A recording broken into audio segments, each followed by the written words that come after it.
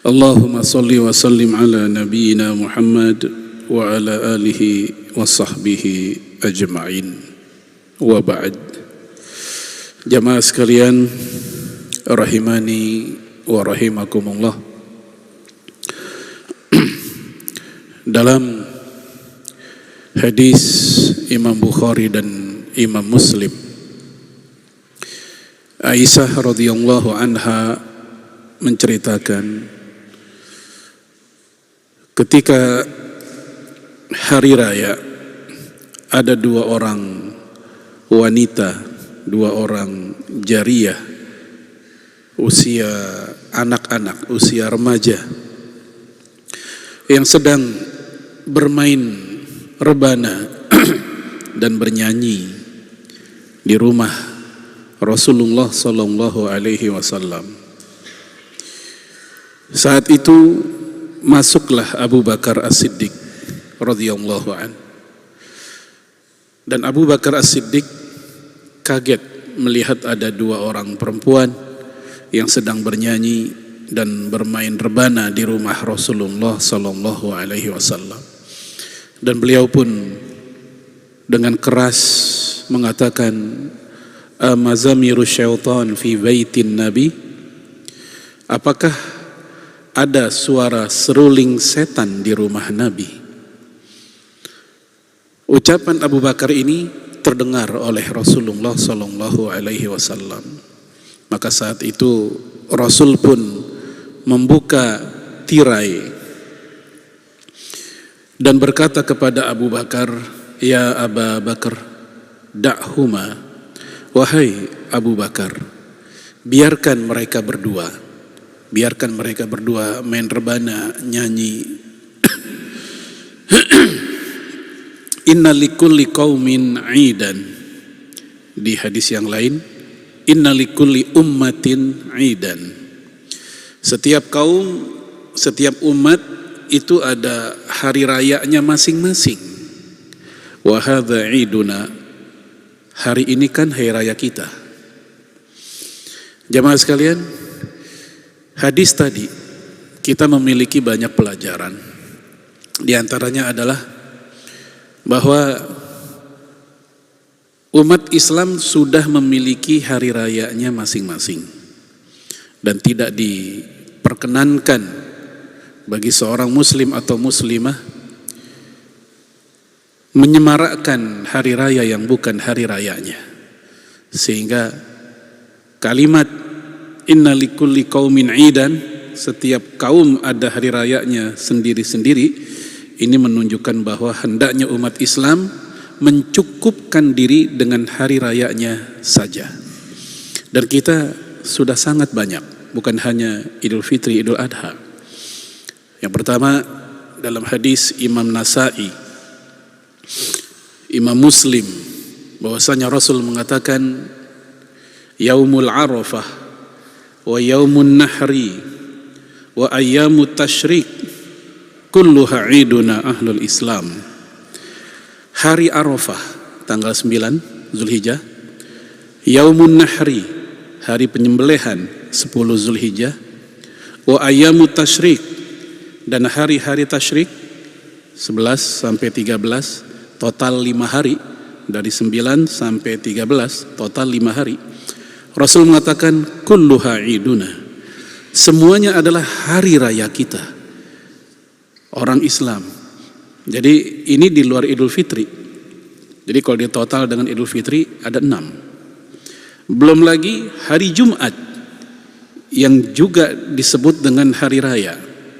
Bahkan Rasulullah sallallahu alaihi wasallam menyebut dalam hadis Imam Nasa'i pula, inna yaumal jum'ati a'zam indallah minal fitri wal adha.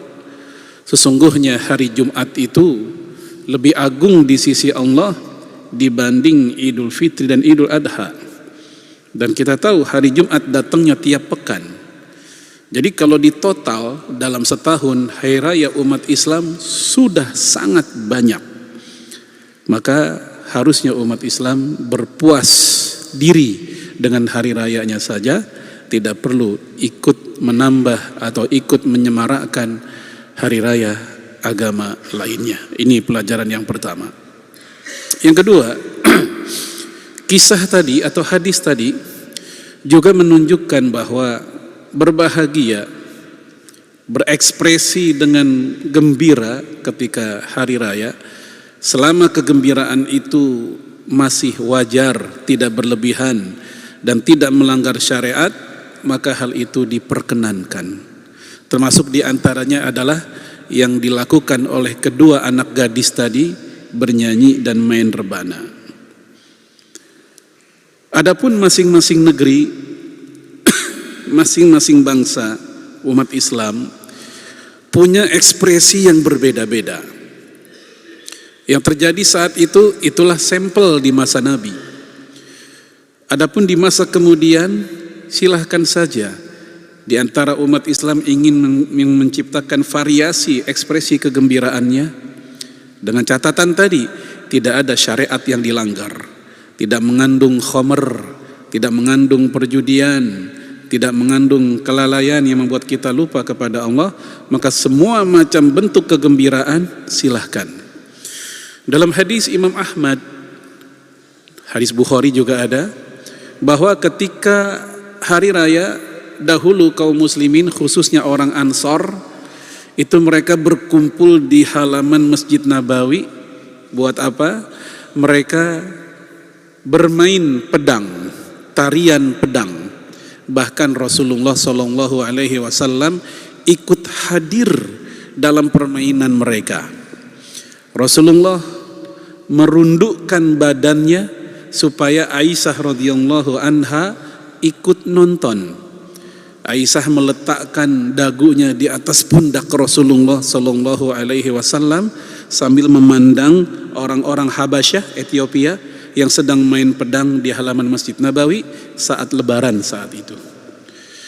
Terus dilihatin hingga sampai Aisyah mengatakan, hatta syabi'tu, sampai saya puas, sampai saya bosan. Begitu Aisyah udah bosan, baru Aisyah tinggalkan. Jamaah sekalian, kita yakin seyakin-yakinnya enggak mungkin Rasulullah punya hobi nonton, itu enggak mungkin. Tetapi kehadiran Rasulullah saat itu di tengah masyarakatnya ingin menunjukkan kepada kita umatnya bahwa bersenang-senang di hari raya itu boleh. Sehingga Rasul pun ikut hadir dalam majelis mereka. Selama seperti yang tadi saya katakan, tidak ada unsur pelanggaran terhadap syariat, maka selama itu pula silakan. Nah, kalau di Indonesia mungkin caranya beda lagi. Apa orang Indonesia biasanya? Petasan. Petasan masuknya ada yang dilanggar nggak? Atau sekedar senang aja? Orang Betawi kan kalau ngawinin masang petasan gitu. Atau apa orang kita kalau lagi hari raya? Bakar sate. Betul ya? Idul Adha bakar sate. Ada yang dilanggar dari bakar sate? Ada yang dilanggar? Enggak. Ada orang mabok di situ? Kalau enggak ada masalah. Ada khamr? Enggak ada. Ada judi? Enggak ada. Selama bebas dari unsur-unsur yang haram, maka ekspresi berbahagia di saat hari raya itu ekspresi yang diperkenankan. Baik jamaah sekalian, ini yang pertama. Yang kedua, Rasulullah Sallallahu Alaihi Wasallam memberikan guidance atau arahan kepada kita tentang bagaimana kita memulai atau memasuki puasa atau juga hari raya. Dalam hadis Imam Tirmidzi dengan sanad yang sahih, Rasul mengatakan as-saumu, puasa itu adalah yaitu yauma tasumun, hari di mana kalian berpuasa bersama-sama. Wal fitru yauma tuftirun, dan Idul Fitri adalah hari di mana kalian juga bersama-sama berhari raya. Wal adha yauma tudahun, dan Idul Adha adalah hari di mana kalian bersama-sama menyembelih. Dari hadis ini Imam Tirmidzi mengatakan bahwa hendaknya kita berhari raya itu ma'a mu'zomin nas, bersama mayoritas manusia. Di dalam fatwa Lajnah Daimah dikatakan begini, ketika mengomentari hadis barusan, yajibu alaihim ayyasumu ma'an nas, wajib bagi umat Islam untuk berpuasa bersama orang-orang. Jadi jangan menyendiri, jangan beda sendiri. Ya, apalagi di Indonesia versi Lebaran bisa 5 versi. Ya, ada versi pemerintah, versi apa tuh yang di Goa. Ya, ada versi saudara kita di Muhammadiyah, ada versi lagi yang Noksabandiyah yang patokannya bukan hilal tapi pasang surut air laut. Ada yang bisa 3 hari. Jadi sampai luar biasa, perbedaannya cukup banyak. Nah, di sini sudah ada solusi dalam hadis ini. Hendaknya kita berpuasa bersama umumnya manusia. Wa yuftiru ma'an nas, dan hendaknya mereka berhari raya Idul Fitri juga bersama orang-orang. Wa yusallul idain ma'al muslimin, dan hendaknya mereka sholat 2 hari raya bersama kaum muslimin fi biladihim, di negeri mereka masing-masing, bukan ngikutin negeri orang. Lihat di sini, bersama negeri masing-masing. Barusan sebelum subuh ada orang WA ke saya nanya, dia waktu Selasa awal-awal menjelang Ramadan umroh, dan ternyata di Arab Saudi itu Ramadannya tanggal 18, Rebo, hari Rebo. Tentu dia ikut dengan kaum muslimin di Arab Saudi sesuai dengan hadis tadi, yaitu membersamai orang-orang di sana. Pulang ke tanah air membersamai orang rata-rata di sini. Kalau rata-rata di sini adalah tanggal 21, kita belum tahu, masih nunggu sidang isbat tentunya. Kalau seandainya tanggal 20, ya berarti bareng dengan Muhammadiyah kalau tanggal 20. Kalau tanggal 21, maka orang yang berpuasa sejak tanggal 18 di Saudi, begitu dia di sini sampai tanggal 20, total puasanya 31 hari. Lalu gimana? Apakah ada puasa 30 hari, 31 hari?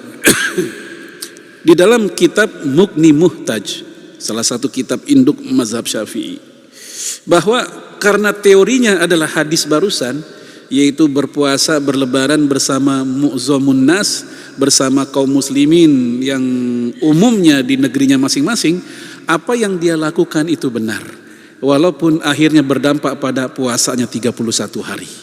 Hal ini juga dikatakan oleh Syekh Utsaimin, walaupun 31 hari. Adapun mereka yang puasanya menjadi 28 hari, dia wajib mengqadha di hari lainnya, di setelah Ramadan selesai. Baik jamaah sekalian. Kemudian kita lanjut, yaitu apa saja yang mesti kita lakukan ketika hari raya. Yang pertama, selain berbahagia, yang seperti yang sudah kita bahas, jangan lupa dengan bertakbir pada hari raya. Paling tidak kita mulai semenjak maghibus syams, terbenam matahari. Dalilnya surat Al-Baqarah 185. Walitukmilul iddata, dan hendaknya mereka sempurnakan bilangan puasanya. Walitukabbirullaha ala ma hadakum, maka bertakbirlah mereka dengan cara yang telah Allah berikan petunjuk kepada mereka. Jadi setelah sempurna bilangan puasa, takbirlah. Ibnu Abbas memberikan komentar tentang ayat ini. Hakun alal muslimin, adalah hak bagi umat Islam. Hak di sini maksudnya kewajiban. Idza ra'au, kalau seandainya mereka melihat hilalus Syawal, hilal bulan Syawal, ayyukabbiru, hendaknya mereka bertakbir. Begitu udah ngelihat hilal Syawal, maghrib kelihatan ada hilalnya, bertakbir saat itu. Dan ini menjadi dasar jumhur ulama bahwa takbiran memang sudah dimulai sejak malam hari.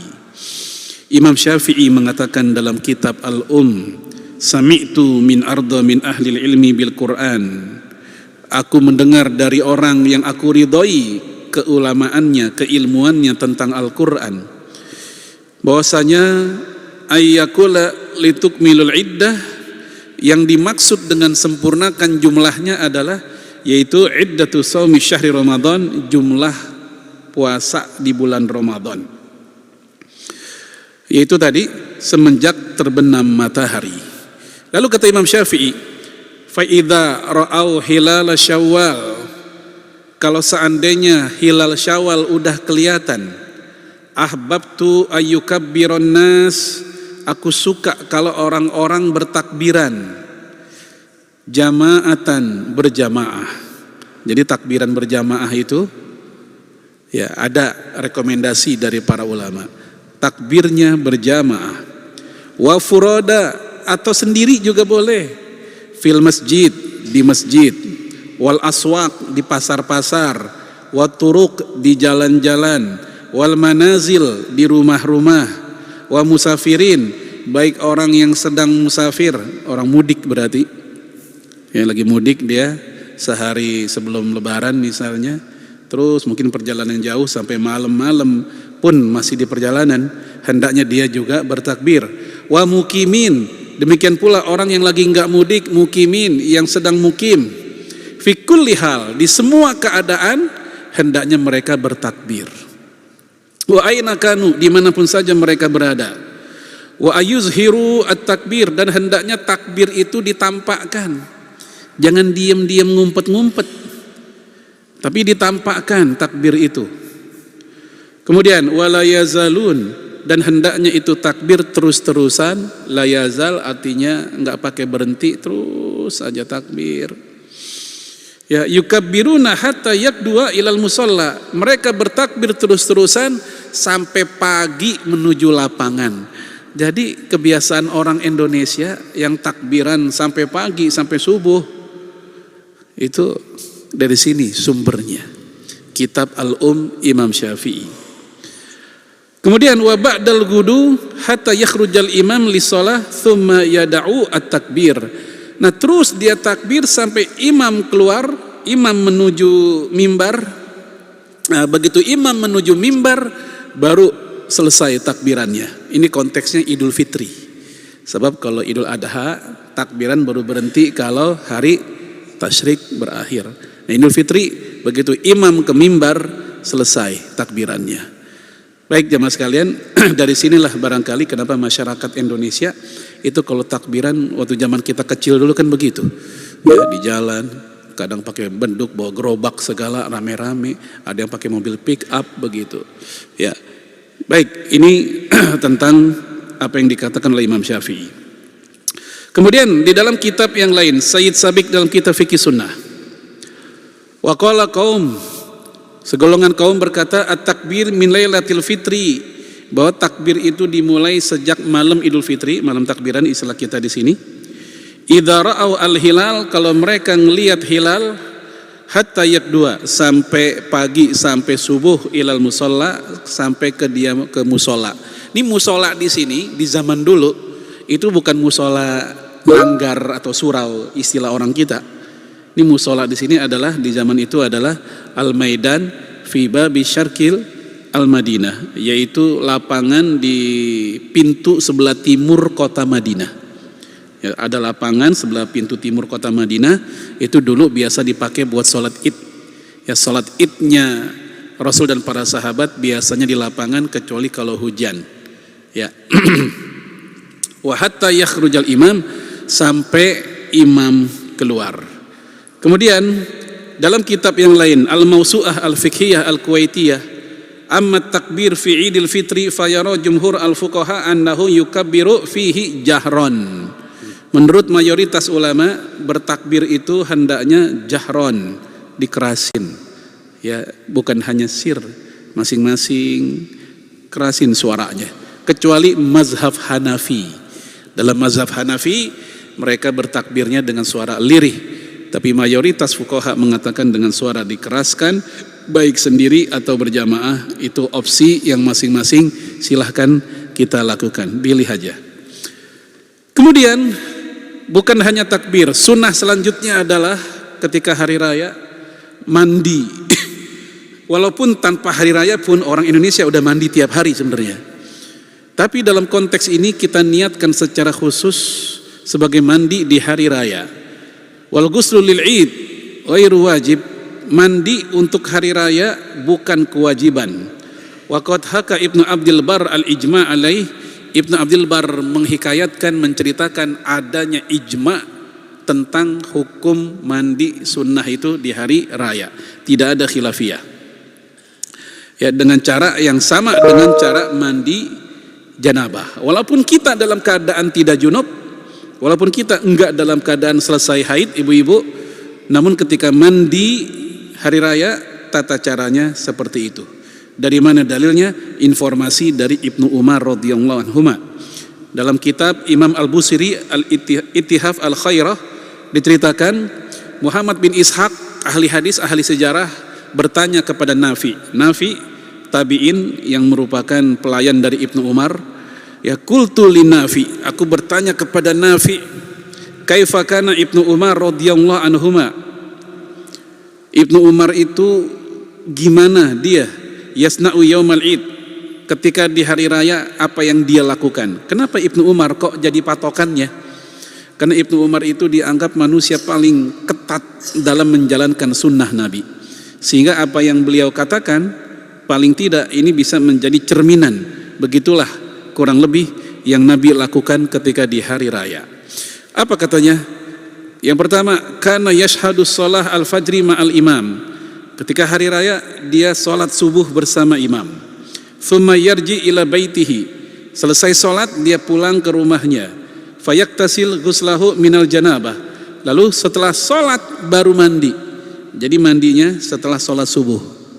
Walaupun boleh-boleh aja mandi sebelum sholat subuh. Apalagi jika sebelumnya dalam keadaan dia junub, tentu harus mandi dulu sebelum sholat. Ya, namun dalam keadaan normal biasa begitu, nggak dalam keadaan junub, Ibnu Umar menyontohkan mandinya setelah subuh. Wa yalbas ahsana thiyabihi. Kemudian dia pun menggunakan pakaian dengan pakaian yang terbaik, nggak harus baru, pokoknya yang terbaik, yang bagus. Bahkan Rasulullah SAW selalu menyediakan, memisahkan pakaian spesial untuk hari Jumat dan hari raya. Seperti yang disebut oleh Imam Ibnu Qayyim dalam kitab Zadul Ma'ad. Diceritakan oleh Imam Ibnu Qayyim, fakana lahu hullatun yalbasuha lil aidain wal jum'ah. Bahwasanya Rasulullah punya hullah itu mantel yang biasa beliau pakai khusus untuk sholat Jumat dengan hari raya.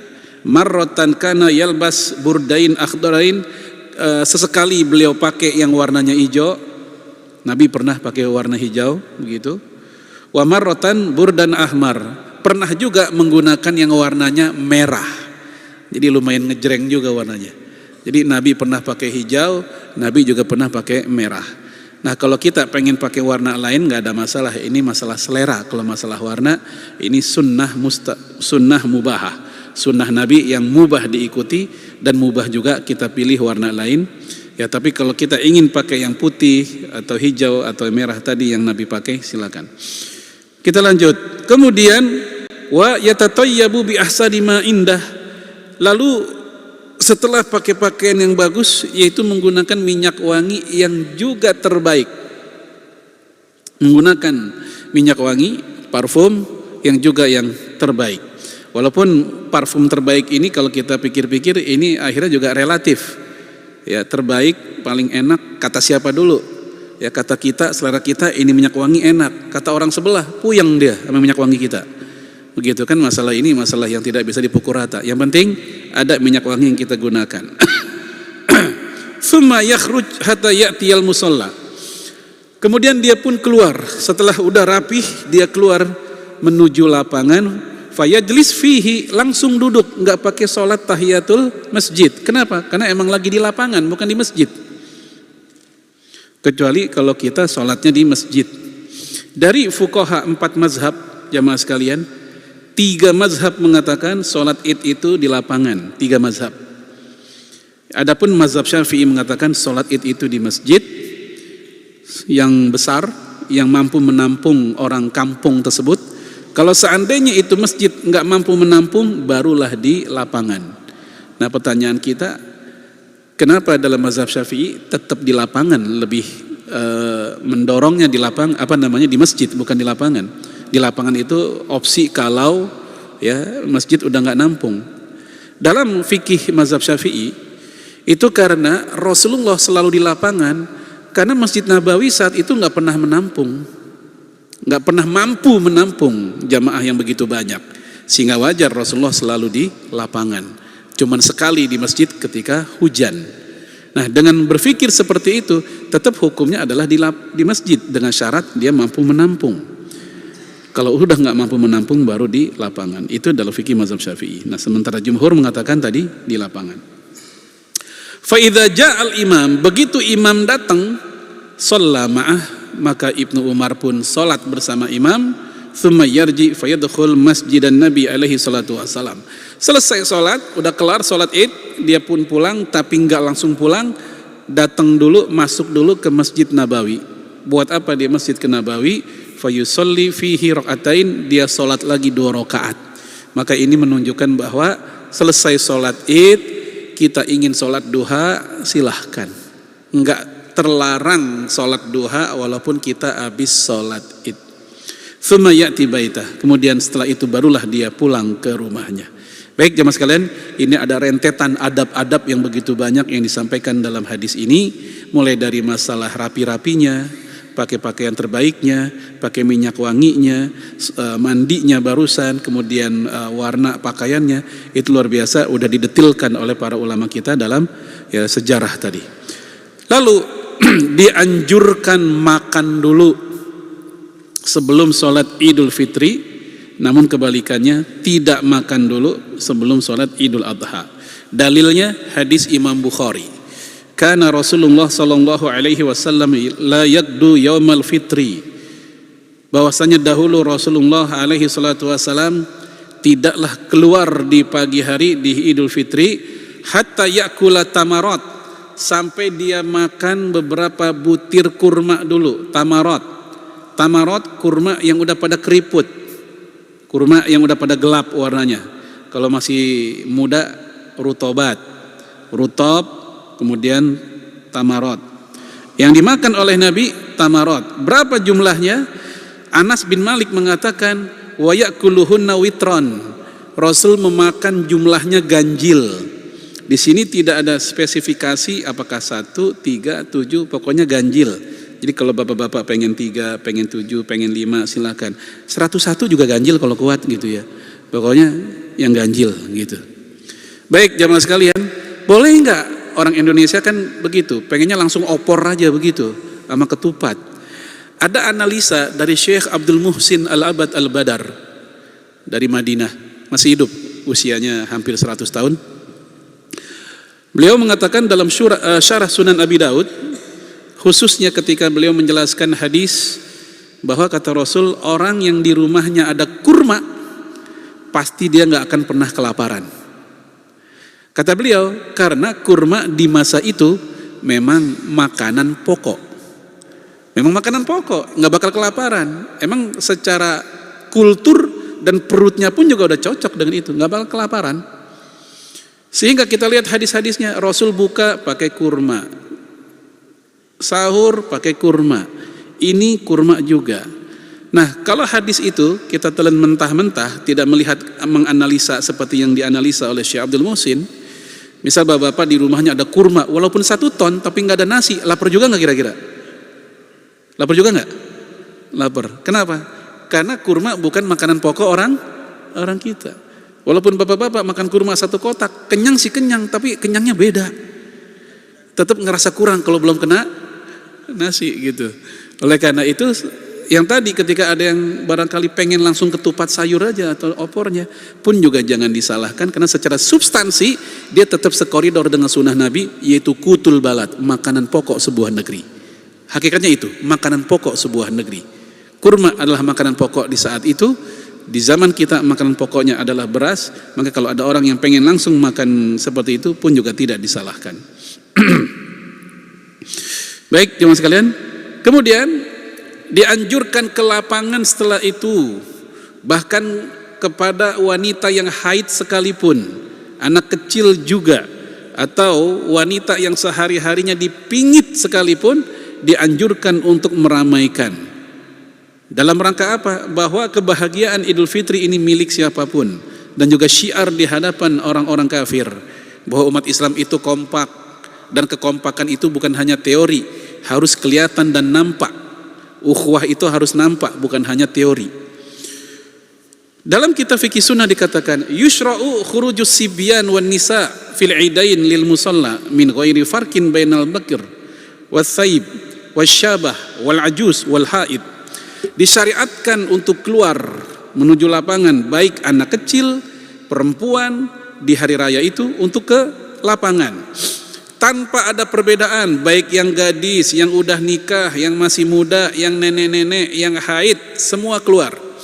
Hanya saja untuk yang lagi haid, mereka tidak gabung di area yang sama dengan yang lagi sholat, dipisahin. Ya, jadi kalau seandainya Masjid Darussalam ya memberikan fasilitas, mungkin ada space khusus untuk ibu-ibu yang tidak bisa sholat, yang lagi nggak sholat, space khususnya ada, dipisahin. Ya, supaya mereka ikut apa? Hikmahnya ikut mengaminkan doa khotib, dan juga bisa mendapatkan manfaat dari khutbah si khotib. Itu hikmahnya, sehingga mereka juga ikut keluar. Dari mana dalilnya? Dari hadis Bukhari dan Muslim. Ummu Atiyah menceritakan, amarana Rasulullah sallallahu alaihi wasallam, Rasulullah memerintahkan kami an nukhrijahunna, supaya kami mengeluarkan kaum wanita fil fitri wal adha, al awatik wal huyat, baik di hari Idul Fitri, Idul Adha, baik wanita-wanita yang lagi haid, ya, kemudian wanita yang terpingit. Jadi wanita yang lagi dipingit aja, yang jarang keluar rumah, itu dianjurkan keluar juga saat itu. Wadzawatil khudur, dan wanita-wanita yang juga dalam kondisi ada halangan yang lain. Fa ammal huyat, adapun untuk perempuan haid, fayatazilna shalah, ini yang tadi saya bilang, mereka terpisah dengan jamaah sholat. Perempuan haid mereka terpisah dengan jamaah sholat. Ya, dikasih jarak barang berapa meter supaya tetap suara khotib kedengeran dan mereka bisa mengaminkan. Ya, kemudian wa yashhadnal khaira, supaya mereka juga ikut menyaksikan kebaikan, bisa ikut silaturahim di situ dengan saudara dan kerabat, bisa ketemu teman lama yang pulang kampung pada balik kemari ketemu di situ. Wa da'watal muslimin, dan juga mereka ikut doanya kaum muslimin. Baik jamaah sekalian. Kemudian sholat idnya, sholat id jumhur ulama mengatakan ini sunnah muakkadah, kecuali Ibnu Taimiyah yang mengatakan wajib. Kemudian sebagian ulama Hanabilah yang mengatakan wajib, fardu kifayah. Kemudian mazhab Hanafi yang juga mengatakan wajib, tetapi istilah wajib dalam mazhab Hanafi itu bukan fardu. Ini agak beda sama kita. Indonesia kan gimana? Kalau disebut fardu sama wajib sama nggak? Sama ya, dia juga. Dan ini emang umumnya begitu. Nah, dalam mazhab Hanafi, fardu dengan wajib itu beda. Wajib masih di bawah fardu, tapi di atas sunnah muakkadah. Jadi sangat ditekankan walaupun nggak sampai fardu. Itu dalam istilahnya mazhab Hanafi. Baik, kemudian jamaah sekalian, a'azanallahu wa iyyakum, untuk sholat id dia bisa dilakukan seorang diri, bisa pula dilakukan berjamaah, bisa dilakukan di rumah, di lapangan tadi, atau juga di masjid. Mungkin kita masih ingat waktu masa-masa Covid, saat itu kita di lockdown, nggak bisa keluar sholat id, kita sholat di rumah masing-masing akhirnya saat itu. Masih ingat nggak tuh? Ya, dan banyak bapak-bapak pada kebingungan, kita nggak biasa jadi khotib kan. Padahal sholat id seandainya tanpa khutbah, sholat id seandainya tanpa khutbah tetap sah. Berbeda dengan sholat Jumat. Sholat Jumat emang tandemnya harus ada khutbah.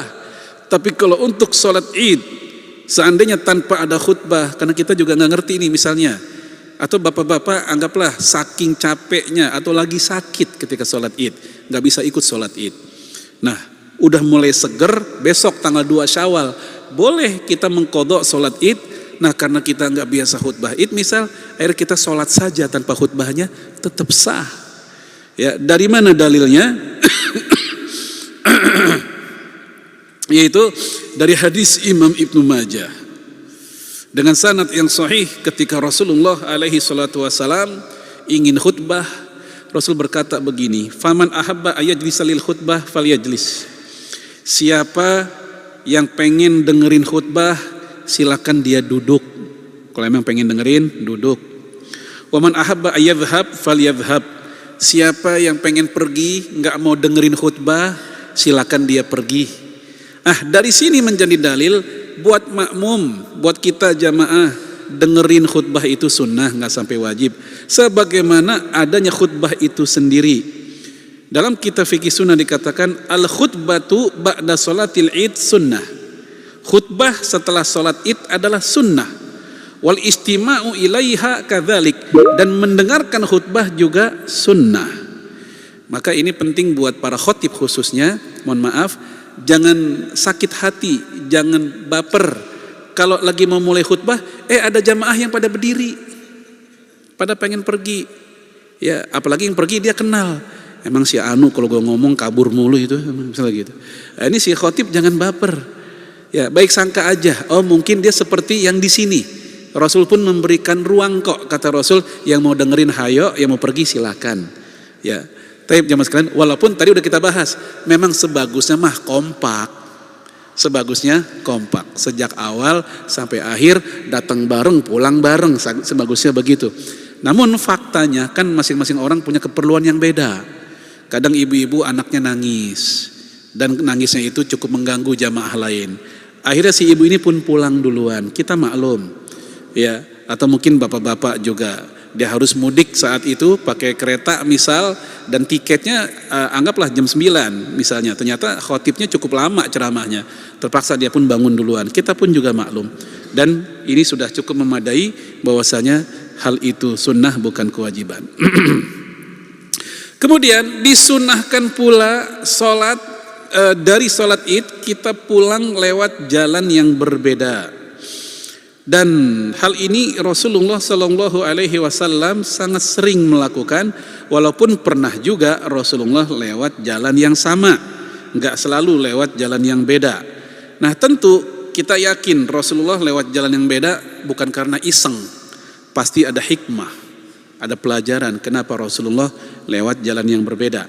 Dalam hadis Imam Bukhari, kana Nabi alaihi salatu wasallam idza kana yaumu id khalafat tariq. Rasulullah itu kalau hari id maka dia akan memilih jalan yang berbeda. Jadi anggaplah pulang lewat gang sebelah sono, berangkat lewat gang sebelah sono, nanti pulangnya lewat gang yang lain. Ya, apa hikmahnya?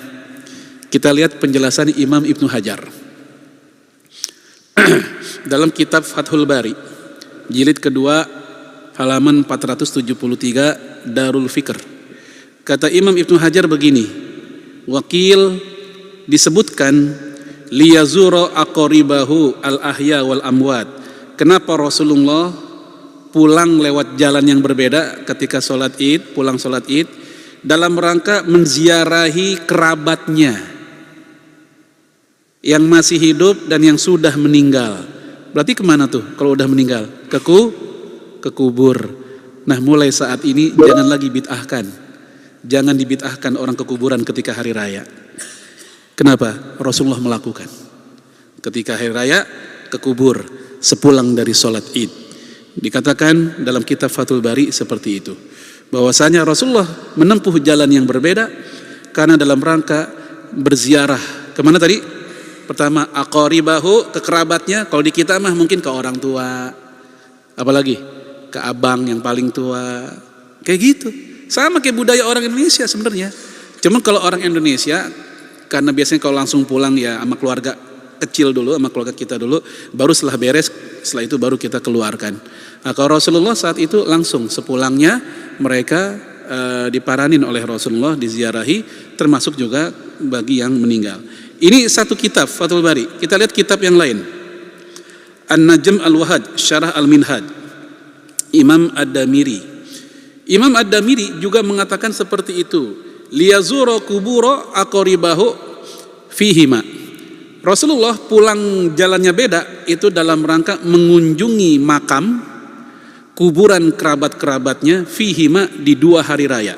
Bukan hanya di Idul Fitri tapi juga di 2 hari raya. Ya, kita lihat kitab yang lain. Ya, Imam Al-Hafiz Al-Barmawi, Al-Luma' As-Sabih, jilid 4 halaman 385. Kenapa Rasulullah memilih jalan yang berbeda? Yaitu yad'u li ahli kuburihima. Beliau mendatangi kubur dan mendoakan para penghuni kubur itu, ziarah kubur dan mendoakan. Au yatasaddaq ala fuqaraihima, atau bersedekah kepada kaum fakir. Kemudian dalam kitab Syarah Al-Bukhari, Imam Al-Aini, Badruddin Al-Aini mengatakan liyazura aqribahu al-ahya wal amwat, sama. Jadi 4 kitab rujukan syarah hadis itu rata-rata mengatakan bahwasanya Rasulullah alaihi salatu wasallam menempuh jalan yang berbeda. Salah satu sebabnya adalah beliau ngunjungin saudaranya dan juga ngunjungin kerabatnya yang sudah wafat di kubur mereka. Dan ternyata ini juga Nabi lakukan ketika Idul Adha dalam hadis Imam Bukhari. Dan kita tahu kalau hadis Bukhari dalam konsep ilmu hadisnya Ahlus Sunnah, ini merupakan kitab sahih yang paling sahih di antara kitab yang lainnya. Dari Bara' bin Azib beliau menceritakan bahwasanya kharajan Nabi alaihi salatu wasalam yaumul adha ilal baqi. Rasulullah ketika hari raya Idul Adha itu keluar menuju Baqi. Apa Baqi? Makam. Yang di mana? Mekah atau Madinah? Madinah ya. Kalau di Mekah Ma'la. Kalau di Mekah Ma'la, di Madinah Baqi. Ya, kemudian fasalla rakaatain tsumma ya aqbala alaina biwajhi. Nah, ini hadis Bukhari bahwa Rasulullah pun ketika lebaran haji itu juga ke kubur. Ya, dulu nih ketika saya belum dapat data-data ini, saya pikir kebiasaan orang Indonesia ke kubur ketika habis lebaran itu tradisi Indonesia saja tadinya. Ternyata kita ketemu ada rujukannya bahwa itu juga dilakukan oleh Nabi Shallallahu Alaihi Wasallam. Inilah pentingnya kita kalau memang ada sesuatu yang kita belum paham, tahan lisan dulu. Jangan kita langsung nuding-nuding karena khawatir ya kita telanjur menuding ternyata itu ada dasarnya. Terlepas dari nanti kemudian kita tetap kekeh dengan pendapat yang lama, itu hal yang beda. Tapi dengan adanya data ini semoga kita jadi lebih dewasa bahwa memang selama sesuatu itu memiliki rujukan dari para ulama kita dengan kitab mereka yang mu'tabarah, maka silahkan itu perbuatan dipakai. Dan bagi orang yang berbeda pendapat dengan itu, hendaknya fala tanhah, jangan mencegah orang lain yang melakukannya. Baik, ini sunnah tentang menempuh jalan yang berbeda. Lanjut, adab berikutnya yaitu tahniah. Tahniah mengucapkan ucapan selamat hari raya.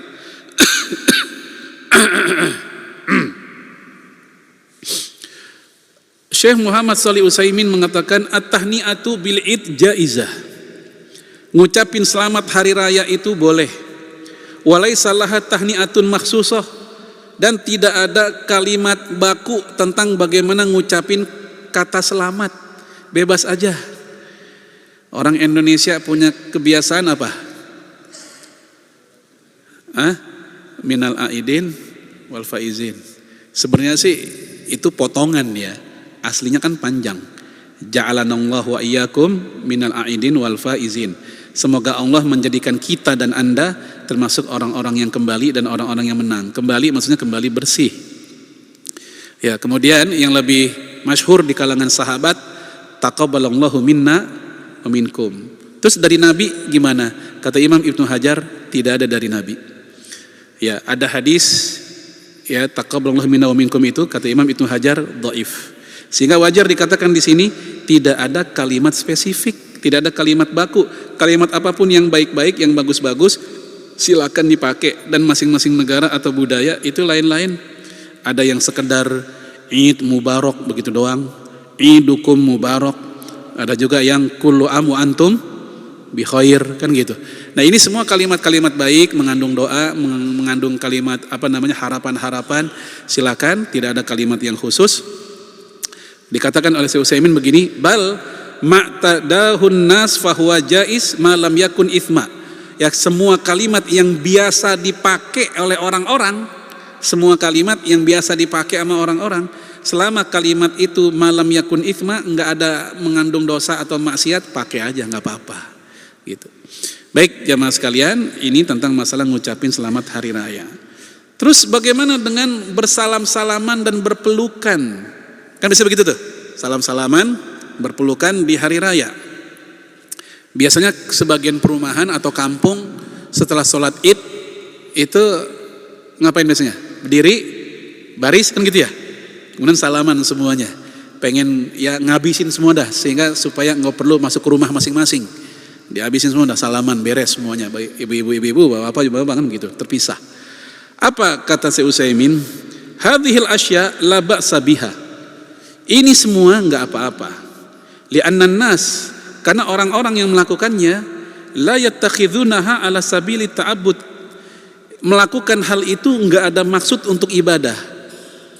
Itu kan adat saja, bukan ibadah, itu adat, tradisi aja. Ya, wa taqarrub ilallah, bukan ibadah, bukan taqarrub ilallah, wa innama yattakhidunaha ala sabilil adah. Mereka melakukan itu karena faktor kebiasaan doang, bukan ibadah. Selama masih memposisikan itu sebagai ibadah, adat, maka kata Syekh Utsaimin nggak ada masalah itu. Ya, salaman, kadang kita ya tadi ada yang pelukan, ya ada yang nggak pelukan, itu ya pilihan saja begitu.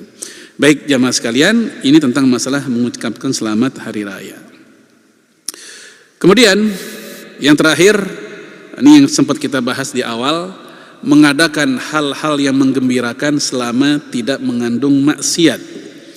Ya, yaitu al-la'bul mubah, melakukan permainan-permainan yang mubah, walahwul bari, dan juga gurauan yang baik-baik, wal gina'u al-hasan, nyanyian yang baik-baik, dzalika min sya'iriddin, ini semua merupakan syiar-syiar agama.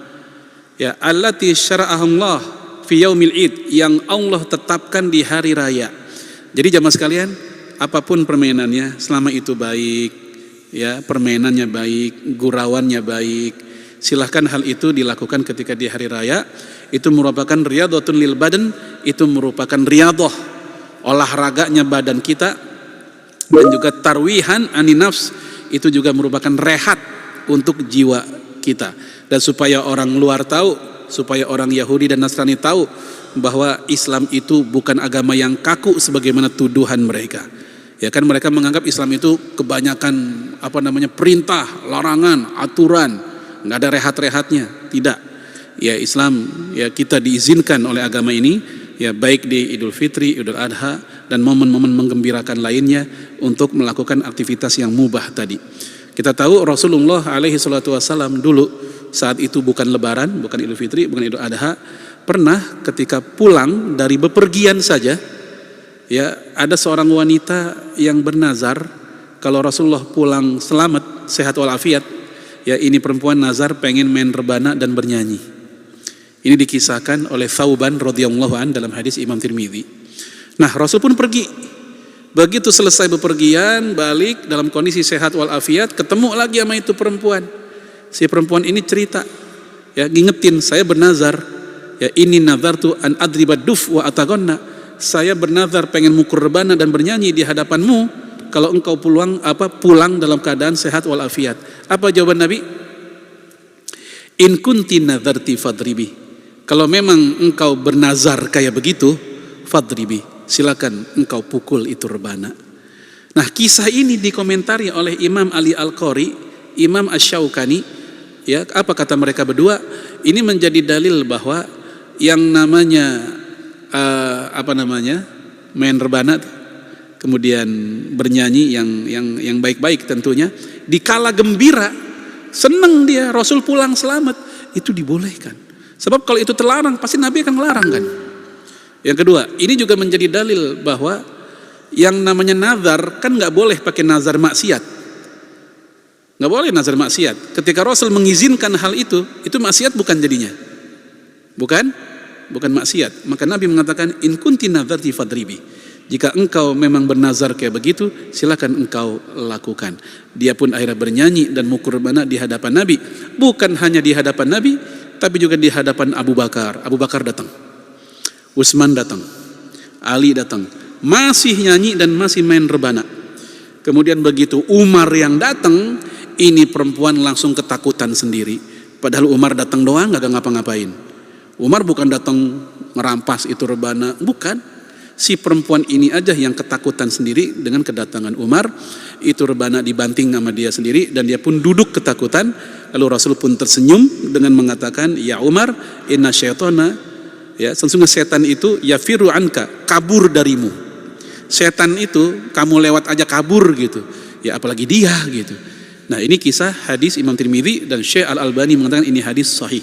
Maka kisah ini juga menjadi dasar bahwa bergembira dengan ekspresi yang wajar seperti tadi itu bukan terlarang dalam agama ini. Baik jamaah sekalian, ini tentang fikih hari raya dan beberapa hal ya, atau sunnah dan adab yang ada dalam beberapa hadis Nabi Sallallahu Alaihi Wasallam yang bisa kita lakukan. Silakan jamaah, barangkali ada diskusi dan tanya jawab kalau memang ada. Wallahu a'lam bishawab. Ya silakan Pak.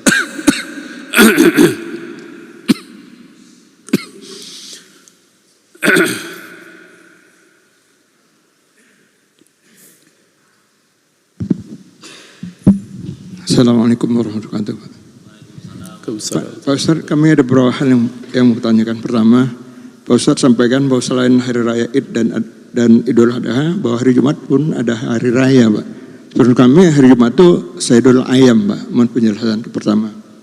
Dan kedua, Pak Ustaz sampaikan bahwa takbiran boleh di pasar. Padahal sepengetahuan saya ada hadis yang mengatakan bahwa tempat yang paling tidak sayangnya Allah adalah pasar dengan ada doanya. Dan terakhir, Pak Ustaz sampaikan bahwa kuburan itu boleh. Tapi kalau kuburan suruh siram pakai air mawar dan gebang, kira-kira menyalih nggak? Makasih. Wassalamualaikum. Ya, jazakallah khairan atas pertanyaannya. Ya, tadi tentang apa Pak? Takbiran di pasar ya. Pertama hari Jumat Pak. Sepengetahuan saya hari raya itu hanya Idul Adha dan Idul Fitri. Kalau Jumat Sayyidul Ayam. Tapi Pak Ustadz bilang itu bukan raya.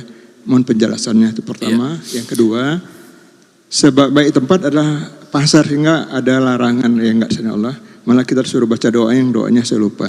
Yang terakhir, ziarah kuburan baik. Tapi kita kebiasaan kan pakai nyiram mawar, pakai air mawar dan bunga, kira-kira ini salah nggak? Terima kasih Pak. Ya, yang pertama tentang posisi hari Jumat di antara hari-hari raya yang lain. Ya, Rasulullah memang mengatakan dalam hadis Imam Nasai dengan sebutan dengan istilah Sayyidul Ayyam, pimpinan seluruh hari yang ada. Kemudian juga dipuji dengan kalimat ya a'zam indallah minal fitri wal adha, lebih mulia di sisi Allah dibanding Idul Fitri dan Idul Adha. Lebih mulia apanya? Ada 5 hal. Ada 5 alasan kenapa Rasul mengatakan hari Jumat lebih utama dibanding Idul Fitri Idul Adha. Apa 5 hal itu?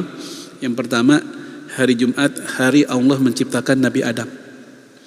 Yang kedua, hari di mana Allah menurunkan Nabi Adam ke muka bumi, hari Jumat. Yang ketiga, hari di mana wafatnya Nabi Adam, hari Jumat. Yang keempat, kata Rasul, di hari Jumat ada waktu, ada momen yang kalau kita doa, selama bukan doa-doa yang haram-haram, Allah akan kabulkan. Kapan waktu yang dimaksud? Imam Ahmad bin Hambal mengatakan ba'da asar, sementara Imam Syafi'i mengatakan ketika duduk di antara 2 khutbah. Banyak pendapat, Az-Zurqani mengatakan lebih dari 43 pendapat tentang masalah waktu yang dimaksud. Kemudian yang kelima, keistimewaan kelima hari Jumat, karena itulah hari terjadinya kiamat. Jumat, hari kiamat. Lalu kata Rasul, itu hadis ditutup dengan informasi bahwa setiap hari Jumat, awal Jumat, langit, angin, lautan, malaikat itu ketakutan dengan datangnya hari Jumat. Kenapa? Khawatir itu adalah datangnya kiamat. Nah, beda nih sama kita pegawai, kalau Jumat malah seneng karena besok libur gitu, ya kan? Tapi itu kenapa Rasulullah menyebut Jumat sebagai yang terbaik atau juga Sayyidul Ayyam begitu. Yang kedua, tentang takbiran di pasar Pak ya tadi ya. Ya, takbiran di pasar dalilnya dari mana ini? Dari perilaku Umar. Dalam hadis Imam Bukhari, Umar itu takbiran di pasar. Gara-gara dia takbiran di pasar, orang satu pasar takbiran semua, ngikut semua, jadi rame. Itulah kenapa tadi Imam Syafi'i bilang takbiran juga hendaknya di pasar-pasar. Nah, kalau untuk kondisi Indonesia, ada orang takbiran, orang satu pasar ikut takbiran nggak kira-kira? Indonesia biasanya? Ada juga mungkin yang takbiran, ada juga. Tapi ada juga yang tidak. Malah ada yang, mohon maaf, nggak suka. Ada yang nggak suka malah. Dilawan itu takbiran, disetel dangdut lagi sama dia misalnya. Maka untuk yang kayak begini, kalau memang hal itu justru mendatangkan fitnah, mendingan di tempat-tempat yang memang lebih pas untuk takbiran. Gitu. Kalau emang di pasar tidak bisa.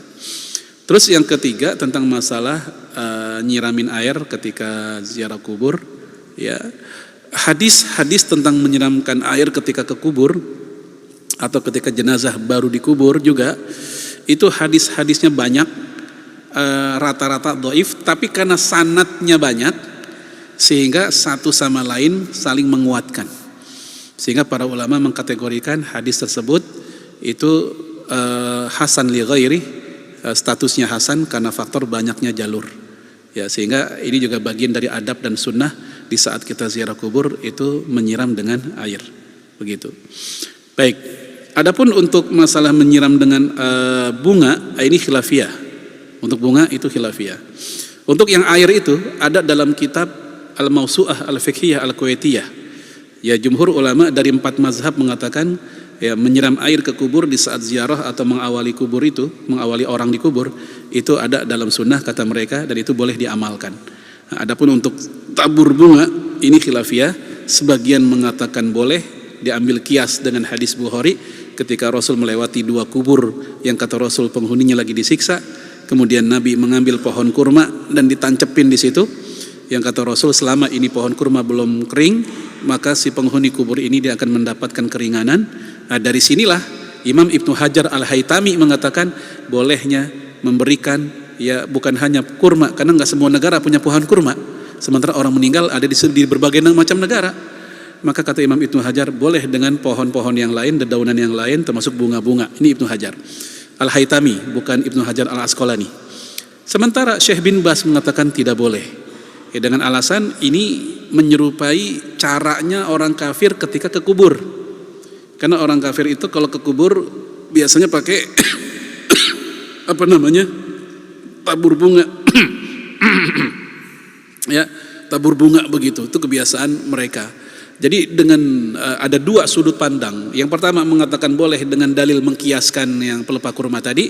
Sementara yang kedua mengatakan tidak boleh karena dianggap tasyabbuh bil kufar. Maka kita maklum kuburan-kuburan di Arab Saudi itu nggak ada sama sekali budaya seperti itu. Dedaunan pun juga tidak ada, hanya tanah rata aja.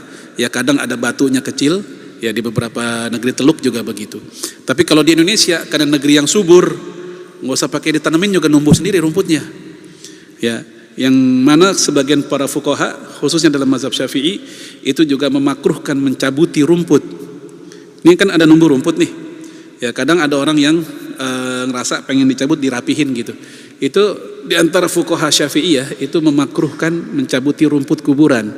Kenapa? Karena hal itu bisa menghilangkan peluang mendapatkan tasbih dan doa dari rerumputan itu. Karena hakikatnya semua makhluk itu bertasbih, termasuk dedaunan tersebut. Ya, tapi mereka masih mentoleransi kalau itu rumput liar. Kalau rumput liar, tajam segala macam, oke. Tapi kalau rumput yang biasa saja yang tumbuhnya ya masih wajar begitu, bagi mereka jangan dicabut. Ini dalam mazhab Syafi'i seperti itu. Walam bisawab. Ya, silakan yang lain.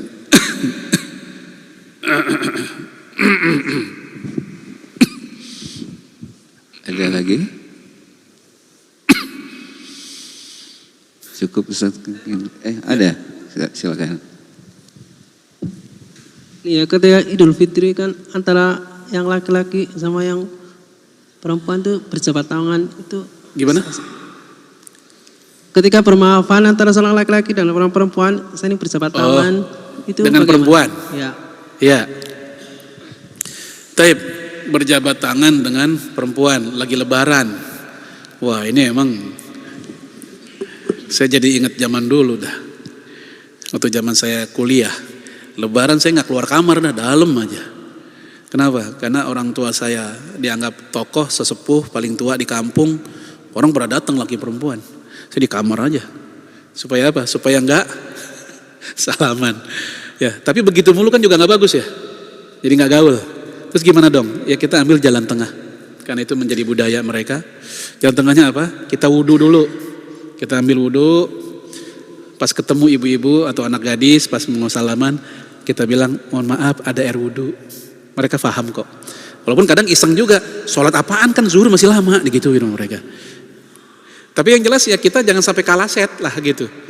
Ya jangan sampai kalah set. Ya karena kita harus akui memang berjabat tangan dengan perempuan non mahram dari fuqaha 4 mazhab, 4-4-nya itu mengatakan tidak boleh.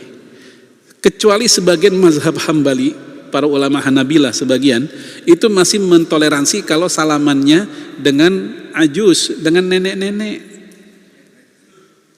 dengan wanita atau kakek-kakek yang peluang untuk munculnya syahwat itu minim lah. Ya kita cium tangan atau salim atau apalah istilah orang kampung kita dengan nenek-nenek umur udah 70, 80. Saya yakin anak muda juga nggak ada yang mikir macam-macam memang kayak gitu. Ya, nah kata mazhab Hambali begitu. Ini juga dikatakan oleh Imam Ibnu Qayyim. Walaupun Ibnu Qayyim termasuk yang nggak setuju dengan pendapat itu, tapi dia menyatakan bahwa di antara para ulama Hambaliyah, Hanabilah itu memberikan toleransi dengan orang yang sudah sepuh. Nah, atau bisa juga bisa kalau kita pakai sorban, kita juga bisa menggunakan tangan kita di balik sorban itu. Sebenarnya begini, saya lihat masyarakat kita udah ngerti kok. Betul ya? Rata-rata udah pada ngerti. Saat kita salaman begini aja, mereka udah paham. Dan insya Allah mereka juga nggak berpikir macam-macam, nggak akan nuduh aliran macam-macam begitu. Tapi untuk di kampung-kampung pelosok tertentu memang mungkin masih ya. Karena mereka budayanya seperti itu. Tapi yang jelas kita bisa mensiasati dengan cara seperti tadi. Wallahu a'lam bishawab.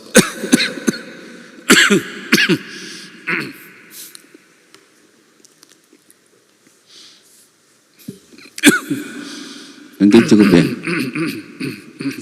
Ya cukup Ustaz. Tapi kalau tidak ada lagi, alhamdulillah, insyaallah kapan-kapan kita ketemu lagi. Kita akhiri dengan hamdalah, salawat dan kafaratul majlis. Alhamdulillahirabbil alamin. Allahumma shalli ala Muhammad. Subhanakallahumma wa bihamdika asyhadu an la ilaha illa anta astaghfiruka wa atubu ilaik. Lebih kurang saya mohon maaf. Assalamualaikum warahmatullahi wabarakatuh.